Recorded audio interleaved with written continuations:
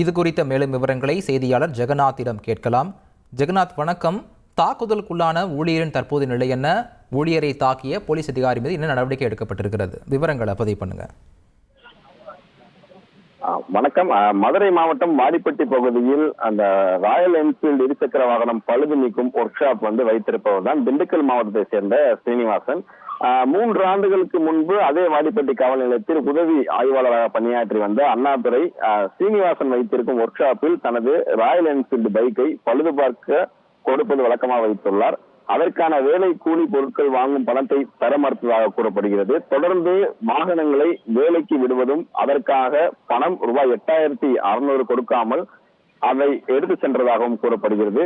தற்போது பாலமேடு காவல் நிலையத்தில் உதவி ஆய்வாளராக பணிபுரிந்து வருகிறார் அண்ணாதுரை. சில மாதங்களுக்கு முன்பு பார்த்தீர்களானால் காவல் நிலையத்தில் பணிபுரியும் மற்றொரு காவலர் மூலம் தனது இருசக்கர வாகனத்தை கொடுத்து ஒர்க் ஷாப்பில் பணிக்கு செய்ய சொல்லி கூறியிருக்கிறார்.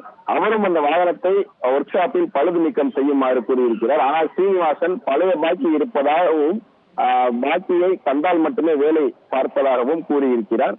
இதனால் அண்ணாதுரை அவர்கள் தொடர்ந்து சீனிவாசனை தொலைபேசி அழைத்து வாகனத்தை வேலை பார்க்குமாறு தொடர்ந்து அழைத்துள்ளார். சீனிவாசன் அண்ணாதுரை அழைப்பை எடுக்காததால் கோபமடைந்த உதவி ஆய்வாளர் அண்ணாதுரை கடந்த 4ஆம் தேதி பார்த்தீர்களானால் பதிவு செய்யாத ஒரு வாகனத்தில் சீனிவாசன் ஒர்க் ஷாப்பிற்கு சென்று சீனிவாசன் வாகனத்தில் ஏறுமாறு மிரட்டி அவரை தாக்கி வாகனத்தை வேலை செய்யவில்லை என்றால் அவர் மீது பல்வேறு வழக்குகள், கஞ்சா உட்பட பல்வேறு வழக்குகள் போட்டு விடுவேன் என்று மிரட்டியிருக்கிறார் கூறப்படுகிறது.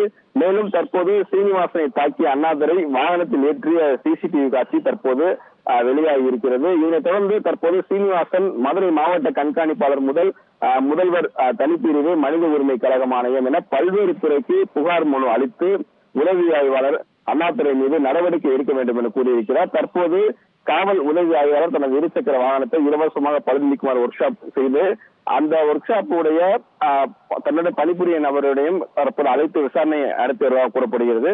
தற்போது மாவட்ட ஆட்சியர் அலுவலகத்தில் தற்போது சீனிவாசன் தனது அண்ணனுடன் போராளிக்கு வந்திருப்பது குறிப்பிடத்தக்கது.